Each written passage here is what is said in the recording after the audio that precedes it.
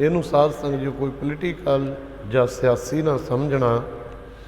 ਜਦੋਂ ਕਿਸੇ ਕੌਮ ਤੇ, ਕਿਸੇ ਮਜ਼ਹਬ ਤੇ, ਕਿਸੇ ਫਿਰਕੇ ਤੇ ਕੋਈ ਮੁਸੀਬਤ ਆ ਜਾਂਦੀ ਹੈ ਨਾ, ਮੁਸੀਬਤਾਂ ਖੜੀਆਂ ਕਰਦੀਆਂ ਨੇ ਸਮੇਂ ਸਮੇਂ ਦੇ ਹਾਕਮ, ਸਰਕਾਰਾਂ ਤੇ ਸਾਧ ਸੰਗਤ ਜੀਓ, ਵੱਡੇ ਧੜੱਲੇਦਾਰ ਲੋਕ ਜਿਨ੍ਹਾਂ ਨੇ ਗਰੀਬਾਂ ਦਾ ਗਲ ਘੁੱਟਣਾ ਹੈ। ਅੱਜ ਤੁਹਾਨੂੰ ਪਤਾ ਹੀ ਹੈ ਵੀ ਕਈ ਦਿਨ ਹੋ ਗਏ ਸਾਧ ਸੰਗਤ ਜੀਓ ਔਰ ਕਿਤੇ ਰੇਲਾਂ ਦੀਆਂ ਲਾਈਨਾਂ ਤੇ, ਕਿਤੇ ਵੱਡੇ ਵੱਡੇ ਸੜਕਾਂ, ਹਾਈਵੇ ਘੇਰੇ ਜਾਂਦੇ ਆ, ਧਰਨੇ ਲੱਗਦੇ ਆ। ਇਹ ਕਿਉਂ ਹੋ ਰਿਹਾ? ਪਿੰਡਾਂ ਦੇ ਵਿੱਚ ਹੁਣ ਆਪਾਂ ਨੂੰ ਤਾਂ ਕੋਈ ਸੱਚੀ ਗੱਲ ਇਹ ਹੈ, ਸਾਧ ਸੰਗਤ ਜੀ ਬਹੁਤੀ ਚਿੰਤਾ ਨਹੀਂ ਕਰਦੇ। ਆਪਾਂ ਲੋਕ ਸਾਰਾ ਦਿਨ ਤਾਸ਼ ਖੇਡੋ, ਸ਼ਾਮ ਨੂੰ ਸ਼ਰਾਬ ਪੀਓ ਤੇ ਮੌਜ ਨਾਲ ਸਾਧ ਸੰਗਤ ਗੱਪ ਛੱਪ ਮਾਰੋ। ਮੇਰੇ ਕੋਲ ਤਾਂ 15-20 ਕਿੱਲੇ, 50 ਕਿੱਲੇ, 100 ਕਿੱਲਾ ਜ਼ਮੀਨ ਦਾ ਹੈ। ਇਹ ਰਹਿਣਾ ਨਹੀਂ ਸਾਧ ਸੰਗਤ ਜੀ। ਕੱਲ੍ਹ ਮੈਂ ਵੀ ਗਿਆ ਸੀ, ਵੇਖਿਆ ਉੱਥੇ ਲੰਗਰ ਲੈ ਕੇ ਗਏ ਸੀ ਗੁਰਦੁਆਰਾ ਸਾਹਿਬ ਤੋਂ। ਜਿਹੜੇ ਚਿੰਤਾਜਨਕ ਕਿਸਾਨ ਨੇ ਔਰ ਉਹਨਾਂ ਦੀ ਰੂਹ ਕੰਬੀ ਹੋਈ ਹੈ, ਸਭ ਰੂਹ ਕੰਬਦੀ ਹੈ ਉਹਨਾਂ ਦੀ, ਬਈ ਇਹ ਕਿਸਾਨ ਨਾਲ ਕੀ ਹੋ ਰਿਹਾ। ਕਈ ਲੋਕ ਨੇ ਜਿਹੜੇ ਬਹੁਤ ਸਾਰਾ ਜਿਹੜਾ ਫਿਰਕਾ ਹੈ ਪੰਜਾਬ ਦੇ ਵਿੱਚ ਕਿਸਾਨੀ ਨਾਲ ਸੰਬੰਧਿਤ, ਉਹ ਸਾਧ ਸੰਗਤ ਜੀ ਉਹ ਖੇਤੀਬਾੜੀ ਦੇ ਨਿਰਭਰ ਹੀ ਹੈ। ਵਿਚਾਰਾ ਗਾਵਾਂ ਮੱਝਾਂ ਪਾਲ ਲੀਆਂ, ਉਹ ਵੇਚ ਲੀਆਂ, ਕਈ ਵਾਰੀ ਬਿਮਾਰ ਹੋ ਜਾਂਦੀਆਂ ਨੇ, ਉਦੋਂ ਘਾਟਾ ਪੈ ਜਾਂਦਾ। ਦੁੱਧ ਦੱਧ ਵੇਚ ਲੈਂਦਾ, ਸਬਜ਼ੀਆਂ ਸੁਬਜ਼ੀਆਂ ਵੇਚ ਲੈਂਦਾ। ਇਹਨਾਂ ਸਾਰੀਆਂ ਚੀਜ਼ਾਂ 'ਤੇ ਜਿਹੜੇ ਆਰਡੀਨੈਂਸ 3 ਬਿੱਲ ਪਾਸ ਕੀਤੇ ਨੇ ਔਰ ਆਉਣ ਵਾਲੇ ਸਮੇਂ ਦੇ ਵਿੱਚ ਇਹ ਜ਼ਿਮੀਂਦਾਰ ਦਾ, ਕਿਰਤੀ ਕਿਸਾਨ ਦਾ, ਸਾਧ ਸੰਗਤ ਜੀ ਬਹੁਤ ਵੱਡਾ ਨੁਕਸਾਨ ਹੈ। ਮੇਰੇ ਕੋਲ ਇੰਨਾ ਸਮਾਂ ਨਹੀਂ ਕਿ ਮੈਂ ਦੱਸ ਦੇਵਾਂ, ਪਰ ਇਹ ਕਿਰਤੀ ਕਿਸਾਨਾਂ ਦੀ, ਜਿਹਨੂੰ ਅਸੀਂ ਅੰਨਦਾਤਾ ਕਹਿੰਦੇ ਹਾਂ, ਕਿਵੇਂ ਆ ਸਾਉਣ ਭਾਦੋਂ ਦੇ ਮਹੀਨਿਆਂ ਦੇ ਵਿੱਚ ਇੰਨੀ ਗਰਮੀ ਦੇ ਕਈ ਵਾਰੀ ਕਿਸੇ ਸੱਪ 'ਤੇ ਵੀ ਪੈਰ ਟਿਕ ਜਾਂਦਾ ਹੋਊ, ਕੋਈ ਕੰਡਾ ਪੈਰ 'ਚ ਵੱਜਦਾ ਹੋਊ।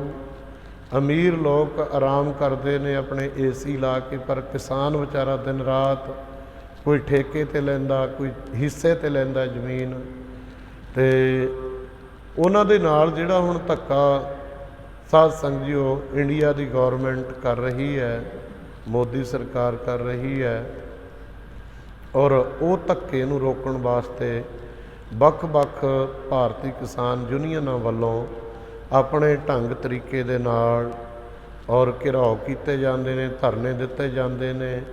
ਰੂਹ ਕੰਬਦੀ ਇਸ ਕਰਕੇ ਰੌਲਾ ਪਾਇਆ ਜਾਂਦਾ ਹੈ ਕਿ ਸਾਡੇ ਨਾਲ ਬਹੁਤ ਵੱਡਾ ਧੱਕਾ ਹੋ ਰਿਹਾ ਹੈ, ਕਿਉਂਕਿ ਜ਼ਮੀਨ ਕਿਸਾਨ ਦੀ ਮਾਂ ਹੈ, ਇਹਨੇ ਆਪਣੀ ਮਾਂ ਤੋਂ ਹੀ ਪੈਦਾਵਾਰ ਸਾਰੀ ਲੈਣੀ ਆ।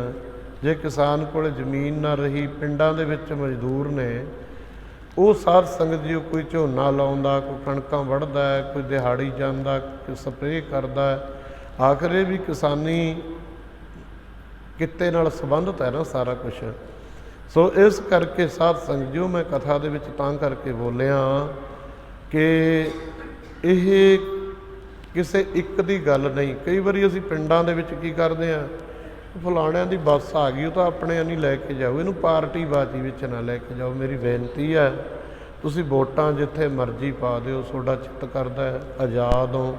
ਕਿਹੜਾ ਕਿਸੇ ਨੇ ਕੋਈ ਰੋਹਬ ਨਾਲ ਵੋਟ ਪਵਾਉਣੀ ਜਾਂ ਜ਼ਬਰਦਸਤੀ, ਪਰ ਤੁਸੀਂ ਆ ਕਿਸਾਨਾਂ ਦੇ ਦੁੱਖ ਵਿੱਚ ਜ਼ਰੂਰ ਜਾਇਆ ਕਰੋ। ਹੁਣ ਇੱਥੇ ਸਾਰਾ ਦਿਨ ਤਾਸ਼ ਖੇਡ ਕੇ ਟਾਈਮ ਲੰਘ ਹੀ ਜਾਂਦਾ। ਕੱਲ੍ਹ ਸਾਧ ਸੰਗਤ ਜੀ ਬੜਵਰ ਆਪਣੇ ਪਿੰਡ ਦੀ ਸੰਗਤ ਵੀ ਗਈ ਸੀ, ਅਸੀਂ ਵੀ ਲੰਗਰ ਲੈ ਕੇ ਗਏ ਸੀ। ਕਾਫੀ ਗਰੀਬ ਲੋਕ, ਕਿਸਾਨ ਲੋਕ, ਕਿਰਤੀ ਲੋਕ ਉੱਥੇ ਆਪਣੀਆਂ ਮੰਗਾਂ ਦਾ ਬਹੁਤ ਸਾਧ ਸੰਗਤ ਜੀ ਇਜ਼ਹਾਰ ਕਰਦੇ ਸੀ, ਜ਼ਿਕਰ ਕਰਦੇ ਸੀ ਦੁੱਖ ਦੇ ਨਾਲ ਕਿ ਸਾਡੇ ਨਾਲ ਧੱਕਾ ਹੋ ਰਿਹਾ। ਔਰ ਕਿਉਂਕਿ ਆਪਾਂ ਇਹਨਾਂ ਨੂੰ ਕਿੰਨੇ ਠਰੰਮੇ ਦੇ ਨਾਲ ਕੋਈ ਵੀ ਪਾਰਟੀ ਦਾ ਆਉਂਦਾ ਔਰ ਉਹਨੂੰ ਕਿੰਨੇ ਵਧੀਆ ਤਰੀਕੇ ਨਾਲ, ਕੋਈ ਤੁਸੀਂ ਲੱਡੂਆਂ ਨਾਲ ਤੋਲਦੇ ਹੋ, ਕੋਈ ਪੈਸਿਆਂ ਨਾਲ ਤੋਲਦੇ ਹੋ, ਕੋਈ ਕਿੰਨਾ ਉਹ ਕਰਦੇ ਹੋ ਸਾਧ ਸੰਗਤ ਜੀਓ, ਪਰ ਉਹਨਾਂ ਨੇ ਸਾਡੇ ਲਈ ਕੀ ਕੀਤਾ। ਇਸ ਕਰਕੇ ਇਹ ਕਿਸਾਨੀ ਦੇ ਮਸਲੇ 'ਤੇ ਸਾਰਿਆਂ ਨੂੰ ਇੱਕ ਹੋ ਜਾਣਾ ਚਾਹੀਦਾ, ਸਾਰੀਆਂ ਪਾਰਟੀਆਂ ਪੂਰਟੀਆਂ ਛੱਡ ਕੇ। ਜਦੋਂ ਚੋਣਾਂ ਹੋਈਆਂ ਉਦੋਂ ਜਿਹਨੂੰ ਮਰਜ਼ੀ ਪਾ ਦਿਓ, ਪਰ ਇੱਥੇ ਕਿਸਾਨ ਦੀ ਕਿਰਤੀ ਦੀ ਲੜਾਈ ਲੜਨ ਲਈ ਔਰ ਸਾਰਿਆਂ ਨੂੰ ਇੱਕ ਹੋ ਕੇ ਮਨ ਚੋਂ ਭਰਮ ਕੱਢ ਕੇ ਜਾਣਾ ਚਾਹੀਦਾ ਹੈ। ਕਿਸਾਨੀ ਇਹ ਸੰਘਰਸ਼ ਦੀ ਹਮਾਇਤ ਕਰਨੀ ਚਾਹੀਦੀ ਹੈ ਔਰ ਉਹਨਾਂ ਦਾ ਦੁੱਖ ਵੀ ਬਣਾਉਣਾ ਚਾਹੀਦਾ ਹੈ। ਅਸੀਂ ਤਾਂ ਬੇਨਤੀ ਕਰਕੇ ਆਏ, ਮੈਂ ਤਾਂ ਕੱਲ੍ਹ ਵੀ ਭਾਈ ਹੋਰ ਵੀ ਜਾਂ ਜਿੱਥੇ ਕੋਈ ਸੁਣਦਾ ਹੋਊ, ਜਿੱਥੇ ਸਾਡੀ ਲੋੜ ਹੈ ਭਾਈ ਲੰਗਰ ਪਹੁੰਚਾਉਣਾ ਕਿਤੇ ਜਾਂ ਜਲ ਪਹੁੰਚਾਉਣਾ, ਜੋ ਵੀ ਜਿੰਨੀ ਅਸੀਂ ਸੇਵਾ ਕਰ ਸਕਦੇ ਹਾਂ ਅਸੀਂ ਵੀ ਉਹ ਕਿਸਾਨਾਂ ਦੇ ਨਾਲ ਸਾਰਾ ਜਥਾ ਤੇ ਸਤਿਗੁਰੂ ਮਹਾਰਾਜ ਦੇ ਪਾਵਨ ਚਰਨਾਂ ਦੇ ਵਿੱਚ ਸਾਧ ਸੰਗਤ ਜੀਓ ਔਰ ਬੇਨਤੀ ਕਰਕੇ ਕਹਿੰਦੇ ਆ ਕਿ ਸੱਚੇ ਦਿਲੋਂ ਸਾਧ ਸੰਗਤ ਸਾਰਿਆਂ ਨੂੰ ਚੱਲਣਾ ਚਾਹੀਦਾ। ਕਿਸਾਨੀ ਦੇ ਇਸ ਸਾਧ ਸੰਗਤ ਜੀਓ ਜੋ ਸਾਡਾ ਕਿੱਤਾ ਮੁਖੀ ਹੈ ਕਿਸਾਨੀ, ਔਰ ਉਹਦੇ ਨਾਲ ਜੋ ਕਿਸਾਨ ਨਾਲ ਧੱਕਾ ਹੋ ਰਿਹਾ ਹੈ।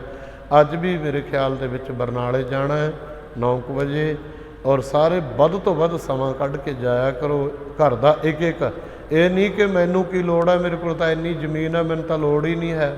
ਨਹੀਂ ਭਾਈ, ਕੋਈ ਛੋਟਾ ਕਿਸਾਨ ਹੈ, ਕੋਈ ਵੱਡਾ ਕਿਸਾਨ ਹੈ, ਖੇਤੀ ਨਾਲ ਸੰਬੰਧਿਤ, ਇਹ ਧੱਕਾ ਸਾਰਿਆਂ ਨਾਲ ਹੀ ਹੋਣਾ ਹੈ। ਇਹ ਸਾਥ ਸਮਝੋ, ਜੇ ਜ਼ਮੀਨਾਂ ਨਾ ਰਹੀਆਂ ਤਾਂ ਕੀ ਕਰੋਗੇ ਫਿਰ? ਕੰਮ ਹੋਣਾ ਨਹੀਂ। ਕੰਮ ਤਾਂ ਹੁਣ ਜਿਹੜੇ ਸਾਰਾ ਦਿਨ ਬੰਦਾ ਦਿਨੇ ਪੋਸਟ ਭੁੱਖੀ ਗੋਲੀਆਂ ਖਾ ਕੇ ਰਾਤ ਨੂੰ ਸ਼ਰਾਬ ਪੀ ਕੇ ਤੇ ਫੈਕਟਰੀਆਂ ਕੰਪਨੀਆਂ 'ਚ ਕਿੱਥੋਂ ਕੰਪਨੀਆਂ ਨੇ ਆ ਜਾਣਾ, ਕਿੱਥੋਂ ਕੰਮ ਕਰ ਲੋਗੇ? ਇਸ ਕਰਕੇ ਸਾਧ ਸੰਗਤ ਜੀਓ ਆਪਣੀਆਂ ਜ਼ਮੀਨਾਂ ਬਚਾਉਣ ਲਈ ਔਰ ਤੁਹਾਨੂੰ ਵੱਧ ਤੋਂ ਵੱਧ ਸਾਰੇ ਸੰਘਰਸ਼ਸ਼ੀਲ ਹੋ ਕੇ ਨਗਰ ਨੂੰ ਔਰ ਸਾਧ ਸੰਗਤ ਜੀਓ ਉਹ ਕਿਸਾਨ ਯੂਨੀਅਨਾਂ ਦੇ ਜਿੱਥੇ ਉਹ ਵਿਚਾਰੇ ਦਿਨ ਰਾਤ ਬੈਠੇ ਆਪਣੇ ਪੱਲਿਓਂ ਤੇਲ ਫੂਕ ਕੇ ਜਾਣਾ, ਕਿਰਤੀ ਲੋਕ ਆਪਣੀ ਕਿਰਤ ਦੇ ਵਿੱਚੋਂ ਜੋ ਕੁਝ ਖਰਚ ਕਰਕੇ ਜਾਂਦੇ ਆ ਆਪਣੀ ਕਿਸਾਨੀ ਨੂੰ ਆਪਣੀ ਜ਼ਮੀਨ ਨੂੰ ਬਚਾਉਣ ਲਈ ਸੰਘਰਸ਼ ਕਰਦੇ ਆ, ਤੇ ਸਾਨੂੰ ਵੀ ਉਹਨਾਂ ਦਾ ਸਹਿਯੋਗ ਦੇਣਾ ਚਾਹੀਦਾ ਹੈ। ਹੋਈਆਂ ਭੁੱਲਾਂ ਚੁੱਕਾਂ ਦੀ ਖਿਮਾ ਕਰਨੀ। ਸਮੂਹ ਸੰਗਤਾਂ ਦਾ ਧੰਨਵਾਦ ਜੀਓ।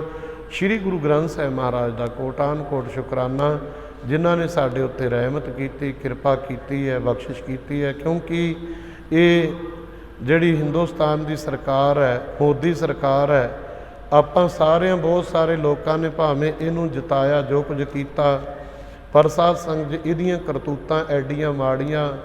ਦੇਖੋ ਗੁਜਰਾਤ ਦੇ ਵਿੱਚੋਂ ਸਿੱਖਾਂ ਨੂੰ ਉਜਾੜਿਆ ਗਿਆ, ਉਹਦੇ ਵਿੱਚ ਸਾਡੇ ਸਿੱਖ ਭਾਈਵਾਲ ਵੀ ਜ਼ਿੰਮੇਵਾਰ ਨੇ। ਗੁਜਰਾਤ ਦੇ ਵਿੱਚੋਂ ਸਿੱਖਾਂ ਨੂੰ ਉਜਾੜਿਆ ਗਿਆ। ਕਿਸੇ ਸੂਬੇ ਦੇ ਵਿੱਚ ਬਾਹਰ ਪੰਜਾਬੀ ਚੱਲ ਜਾਵੇ ਸਾਧ ਸੰਗਤ, ਉੱਥੇ ਦੀ ਉਹਨੂੰ ਸਿਟੀਜ਼ਨ ਨਹੀਂ ਮਿਲਦੀ ਹੈ, ਉੱਥੇ ਦਾ ਨਾਗਰਿਕ ਨਹੀਂ ਬਣ ਸਕਦਾ।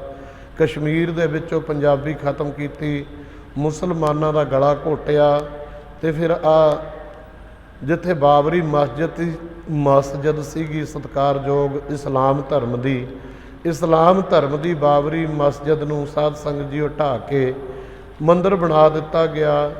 ਮੈਂ ਕਈ ਵਾਰੀ ਪ੍ਰਚਾਰ ਦੇ ਵਿੱਚ ਕਹਿਣਾ ਹੁੰਦਾ ਸਾਡੇ ਸਿੱਖ ਜਥੇਬੰਦੀਆਂ ਨੂੰ ਕਿ ਇਹ ਸਮਾਂ ਇਹ ਵੀ ਦੂਰ ਨਹੀਂ ਕਿ ਹਰਿਮੰਦਰ ਸਾਹਿਬ 'ਤੇ ਵੀ ਇਹਨਾਂ ਦੀ ਪੂਰੀ ਅੱਖ ਹੈ। ਸਾਧ ਸੰਗਤ ਕੋਈ ਕਿਸੇ ਰੂਪ ਵਿੱਚ, ਕੋਈ ਕਿਸੇ ਰੂਪ ਦੇ ਵਿੱਚ ਆਉਂਦੇ ਆ।